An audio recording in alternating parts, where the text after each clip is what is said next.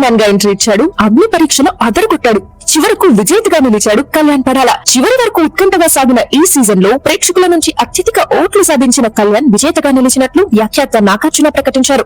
Big boss ఇచ్చిన 20 లక్షల రూపాయల గోల్డెన్ బ్రీఫ్ కేసును కూడా వద్దనుకుని చివరి వరకు విజయంపై నమ్మకంతో నిలబడ్డాడు. ఆ నమ్మకమే కళ్యాణ్ విజేతను చేయడమే కాదు 35 లక్షల రూపాయల ప్రైజ్ మనీతో పాటు ట్రోఫీని అందుకునేలా చేసింది. ఈసారి బిగ్ బాస్ కు ముందు నిర్వాహకులు పెట్టిన అగ్ని పరీక్షలో ఒక కామన్ మ్యాన్ గా కళ్యాణ్ పడాల పోటీ పడ్డారు. అక్కడ కూడా ప్రేక్షకుల మనసును గెలుచుకుని హౌస్ లోకి అడుగుపెట్టారు. సిఆర్పీఎఫ్ జవాన్ అయిన కళ్యాణ్ కు చిన్నప్పటి నుంచి సినిమాలంటే ఆసక్తి. ఇంట్లో ఆర్థిక ఇబ్బందుల కారణంగా ఉద్యోగం చేయాల్సి వచ్చింది. బిగ్ బాస్ సీజన్ 9 సందర్భంగా నిర్వహిస్తున్న అగ్ని పరీక్ష గురించి తెలిసి దరఖాస్తు చేసుకున్నాడు. అలా సామాన్యుల నుంచి హౌస్ లోకి అడుగుపెట్టిన తొలి కంటెస్టెంట్ కూడా కళ్యాణే కావడం గమనార్హం. తొలి నెలలో కళ్యాణ్ ఆట తీరు ఏమంత ఆసక్తికరంగా సాగలేదు. ఎక్కువ మంది కంటెస్టెంట్లు ఉండటంతో అతడికి స్క్రీన్ స్పేస్ కూడా తక్కువే వచ్చింది. ప్రియా ఎలిమినేట్ తర్వాత నుంచి కళ్యాణ్ ఆట తీరు మారింది.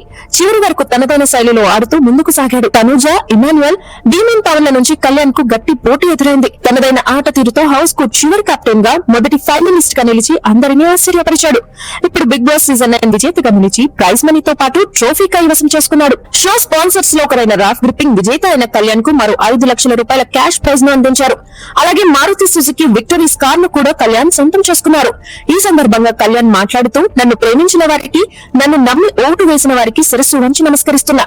ఈ సీజన్ లో ప్రియా, శ్రీజ, తనుజలు నన్నెంతో సపోర్ట్ చేశారు. వారికి స్పెషల్ థాంక్స్. ఒకానొక సమయంలో కళ్యాణ్ కు ధైర్యం ఇచ్చి ముందుకు పంపిన వ్యక్తి తనుజ.